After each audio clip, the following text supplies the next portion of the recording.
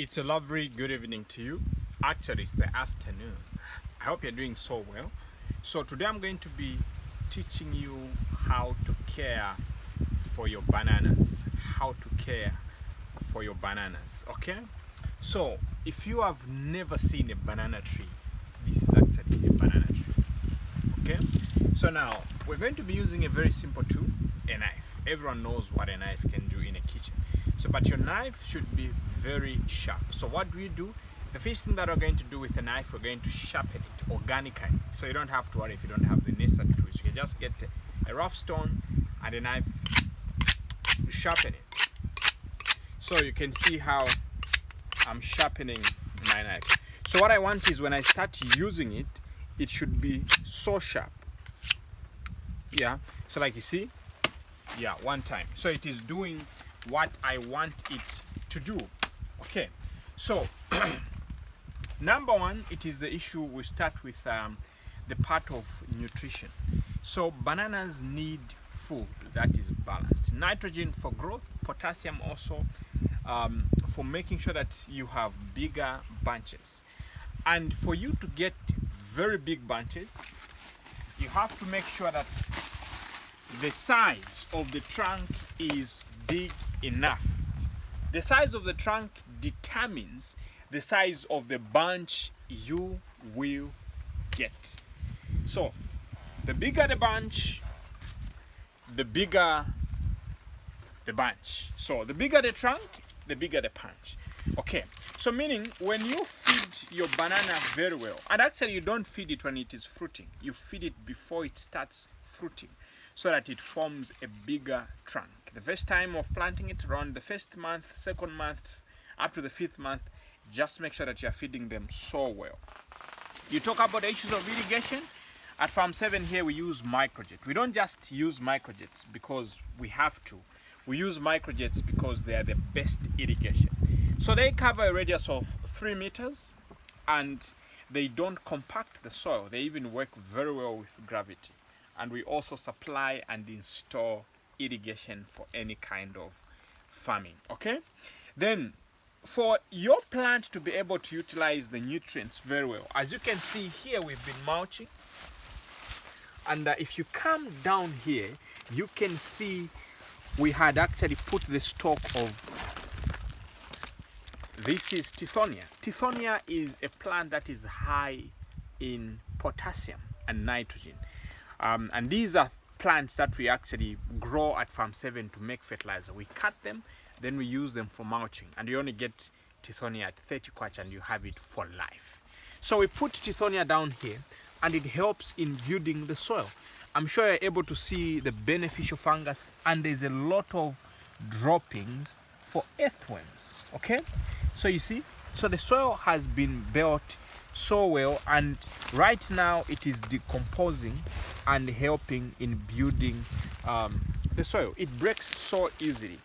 And then on the other side, I'm sure you're able to see that actually when you mulch with the right material, it helps in retaining moisture. So when I get this, I squeeze it, you can see the water is coming out, okay? So it plays a lot of critical roles in our soil construction. Then imagine having 4 children at a go. It is not easy to feed them. They're going to be malnourished, okay? So now, when you are growing your bananas, you have to make sure that you allow the correct number of suckers. People think when you eliminate suckers, you're actually destroying a plant. You are diverting energy to go to the main stalk right here so that it can actually have so many it can have all the nutrients diverted to it. Now, there are 2 types of suckers, and I think we're going to get them right here. As you can see, these are 2 different types of suckers. Number one, this is a spear sucker. As you can see how it grows, mostly it doesn't have leaves. It grows, and then starts have suckers. This is a spear sucker, and this is a water sucker. A spear sucker is stronger and bigger. A water sucker is smaller. So a water sucker is not well established, and a water sucker does not produce good fruits. Actually, it doesn't even produce for any sake. If it does, it will produce a bunch like this one. You see how small it is? But with a spear sucker, it will produce a big bunch like this one. So all these suckers you see here, you see how big they grow? These are spear suckers. So now, when you want to eliminate suckers, you have to be very careful. So you'd have to actually look at what is, like let me give an example. So like this one, a water sucker is very easy to uproot. Not well anchored, and it doesn't, you see it has got so many leaves. But a spear sucker, very strong and very tough and very big. Okay, now, to a plant, now you see, when I just remove this, you can see the earthworm. This is a clear indication of life in the soil. And actually we have a lot of them around here, you can see. This is how powerful, and I've seen another one is. You see? Look at that.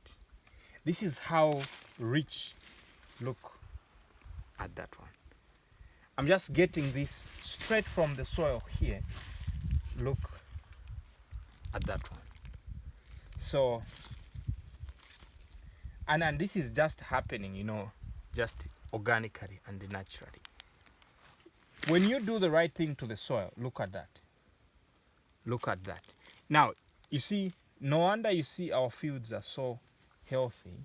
It's because we are doing the right things. Look at that. So we have a lot of them around here, and they are building our soils. Okay? So now, you just need 3 per plant.